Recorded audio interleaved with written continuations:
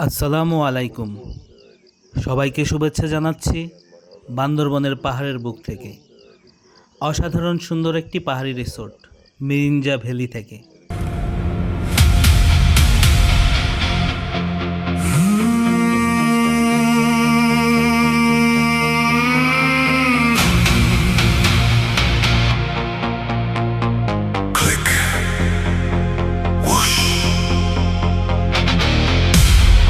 Distant thunder rolls, dark night, cold wind, headlights cutting through the rain. Let's go, Black Panther.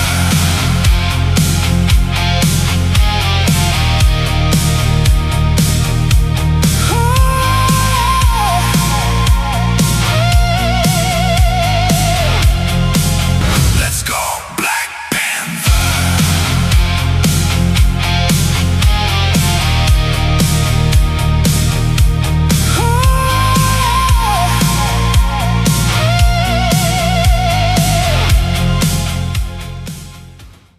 এটি আমার travel ব্লগের দ্বিতীয় পর্ব।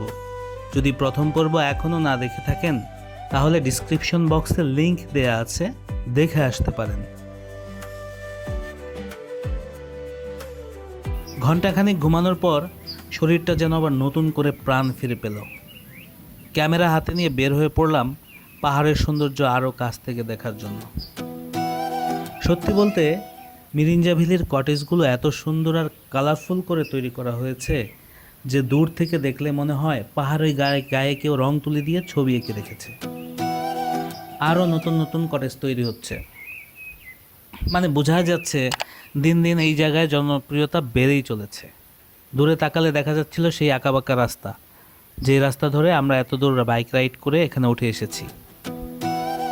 চারপাশের গাছের সবুজ পাতাগুলো বাতাসে দুলছিল, মনে হচ্ছিল তারা নিজেদের আনন্দে নিজেরাই উদযাপন করছে। আর পাহাড়ের গায়ে ছোট ছোট জুমঘরগুলো একদম ছবির মতো। এই কটেজগুলোর ভিতরে একসাথে 4 জন থাকা যায়। খরচ একটু বেশি হলেও ভালো সুবিধা আছে। এখানে আছে অ্যাটাচ বাথরুম, শাওয়ার, বেসিন আর সুন্দর একটি বারান্দা যেখানে দোলনা বসানো। আচ্ছা ভাবুন তো, দোলনায় বসে চা খাচ্ছেন, সামনে মেঘে ঢাকা পাহাড়। এই অনুভূতিটা ক্যামেরায় পুরোপুরি তুলে ধরা সম্ভব না, এটা শুধু অনুভব করার বিষয়। এখন আমি ধীরে ধীরে পাহাড়ের চূড়া থেকে নিচের দিকে নামছি, যেখানে আমি যেই জুম ঘরটাতে থাকব। এই জুম ঘরে একসাথে 8 জন থাকা যায়। খরচও তুলনামূলক কম, তবে আপনাকে বাথরুম করতে হবে বাইরে। আমরা এসেছি মোট 22টি বাইক আর 28 জন মানুষ নিয়ে। 3টি কটেজ আর 2টি জুমঘর বুকিং নিয়েছি আমরা। এখানে থাকা খাওয়া সব কিছু প্যাকেজ সিস্টেম করা, তাই খাবার নিয়ে আলাদা কোনো চিন্তা নেই। এমনকি পর্যাপ্ত পানির ব্যবস্থাও রয়েছে। তবে একটা বিষয় মাথায় রাখতে হবে, এই রাস্তা এখন শুকনো বলে হাঁটতে সুবিধা হচ্ছে, কিন্তু বৃষ্টি হলে এই মাটি কিন্তু ভীষণ পিচ্ছিল হয়ে যায়। এগুলো আঠালো ধরনের মাটি, ভেজা অবস্থায় নরম আর পিচ্ছিল, আর শুকিয়ে গেলে একদম শক্ত।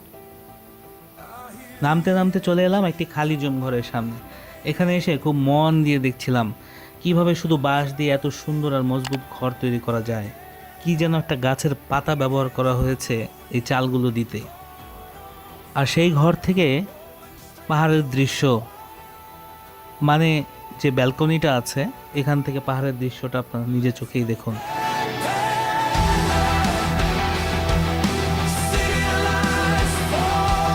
সূর্যটা যেন ধীরে ধীরে লুকোচুরি খেলতে খেলতে জানিয়ে দিচ্ছিল বিকেল হয়ে আসছে। এক পাশে ইমরান ভাই দোলনায় বসে পাহাড় দেখছিলেন, আবার কেউ ছবি তুলছিল। আরেক পাশে বড় বড় অক্ষরে লেখা I love Mirinja valley. Yes, I love Mirinja valley. এই জায়গাটার প্রতি আসলেই ভালো লাগা অনেক বেড়ে গেছে। এরপর রিসোর্ট থেকে বের হওয়ার রাস্তা ধরে উপরের দিকে উঠতে লাগলাম, যেখানে রাখা ছিল আমাদের বাইকগুলো। যদিও এখানে বাইকগুলো রাখা যাবে না, এগুলো নিচে নামিয়ে নিতে হবে। এখানে পাহাড়ের উপরে পানি সরবরাহের জন্য শক্তিশালী ট্রাকে করে পানি আনা হয়, যাতে আমাদের মতো ট্যুরিস্টদের কোনো সমস্যা না হয়। রিসোর্টের প্রবেশ মুখে রয়েছে একটি সুন্দর গেট আর কাঠ দিয়ে তৈরি একটি ওয়াচ টাওয়ার। ওয়াচ টাওয়ারের উপরে উঠলে চারপাশের বিশাল এলাকা চোখে পড়ে, কারণ জায়গাটি সমতল ভূমি থেকে অনেক উঁচুতে। I let the whole night pull me in. I hear the engine call my name. I'm not turning back again. Hands on the wheel, heart on fire, rolling straight through the ধীরে ধীরে সন্ধ্যা নেমে এলো। পাহাড়ের অন্ধকারের ভিতর ছোট ছোট cottage আর zoom ঘরের মিটিমিটি আলো জ্বলছিল। পুরো পরিবেশটা যেন রহস্যময় আর স্বপ্নের মতো লাগছিল। আমরা সবাই মিলে বসলাম আড্ডা দিতে। সাথে ছিল গরম গরম বারবিকিউ চিকেন আর পরাটা। আর তার আগে তো জম্পেশ মুড়ি ভর্তা খাওয়া হয়েছিল। পাহাড়ি রাতে সবচেয়ে মজার জিনিস কি জানেন? প্রচুর ঠান্ডা বাতাস, কিন্তু একটাও মশা নেই। আকাশের চাঁদটা যেন আজ মেঘের সাথে লুকোচুরি খেলছিল। রাতের সেই সৌন্দর্য দেখতে দেখতে একসময় ঘুমিয়ে পড়লাম, কারণ ভোরে উঠতে হবে, পাহাড়ের সূর্যোদয় দেখতেই হবে। সত্যি বলতে পাহাড়ের সূর্যোদয়ের মতো সুন্দর দৃশ্য খুব কমই আছে। আপনি যদি না দেখে থাকেন তাহলে এটা আপনি কখনো বুঝতে পারবেন না। ক্যামেরায় হয়তো বা এত সুন্দর বোঝানো সম্ভব না, তারপরেও আমি চেষ্টা করেছি। মেঘের ভিতর থেকে সূর্যের আলো বের হয়ে পাহাড়ের গায়ে যখন পড়ছিল, মনে হচ্ছিল আকাশ থেকে সোনালি আলো ঝরে পড়ছে। রোদ আর মেঘের লুকোচুরি, আর মেঘগুলো এত কাছে ভেসে বেড়াচ্ছিল যে হাত বাড়ালেই ছুঁয়ে যাবে এরকম মনে হচ্ছিল আর কি।